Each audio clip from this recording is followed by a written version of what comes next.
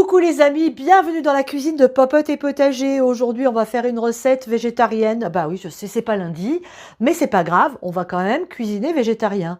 Ici, on mange de la viande, mais on en mange avec parcimonie. Par contre, on mange beaucoup de légumes. Aujourd'hui, on va faire une recette avec de la patate douce, celle qu'on a récoltée au potager. Alors, mes patates douces, elles commencent à germer. C'est assez incroyable, regardez ça.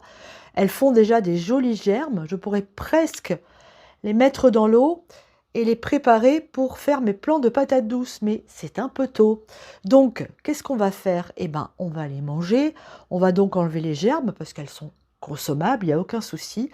Et on va les cuisiner. Aujourd'hui, on va faire une poêlée de patates douces au lait de coco. Vous allez voir, c'est un délice. Alors, j'espère que vous êtes prêts. Pour ça, on va utiliser que des produits du potager, de la patate douce, du gingembre, de l'oignon rouge. Une merveille. On y va? C'est parti, en vidéo. On va commencer par dégermer nos patates, comme je viens de vous dire, et puis par les éplucher. Alors, je ne comprends pas pourquoi elles germent aussi rapidement. Pourtant, je les stocke convenablement. Elles sont dans un endroit assez frais, mais pas trop. Un endroit qui n'est pas humide. Bon, c'est comme ça.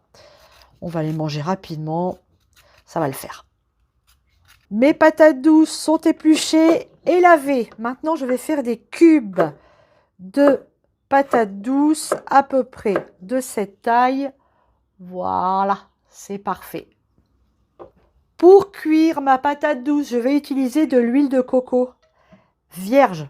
Très important, 100% huile de coco.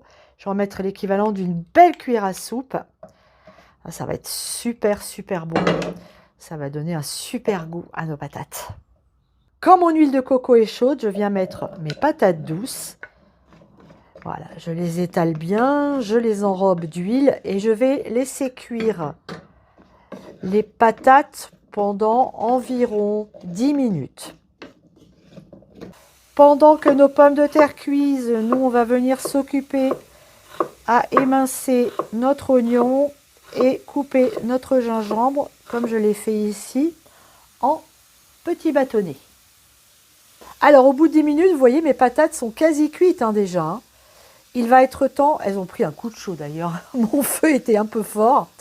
Bon, c'est pas grave, il est temps d'ajouter l'oignon et le gingembre. Allez, on mélange et on laisse à nouveau cuire 4-5 minutes. Au bout des 5 minutes, on vient ajouter notre lait de coco.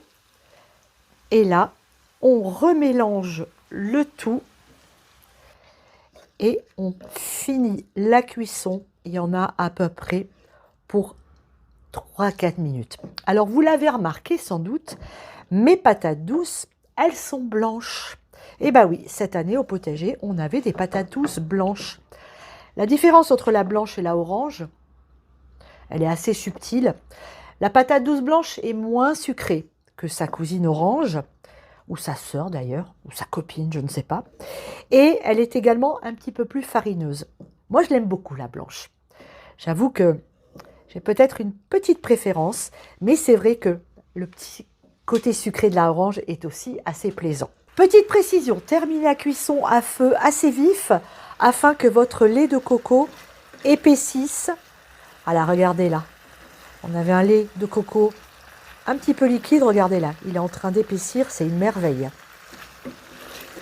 Et comme on n'a pas assez de coco dans ce plat, pour terminer, je viens saupoudrer de noix de coco râpée. Alors ça, c'est tout à fait optionnel, mais si comme moi, vous aimez la coco, ne vous en privez pas.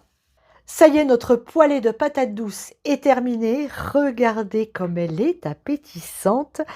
Il ne nous reste plus qu'à la déguster. Alors, je vais prendre un morceau de patate avec un petit peu d'oignon et de gingembre, si j'en trouve. Ça sent tellement bon.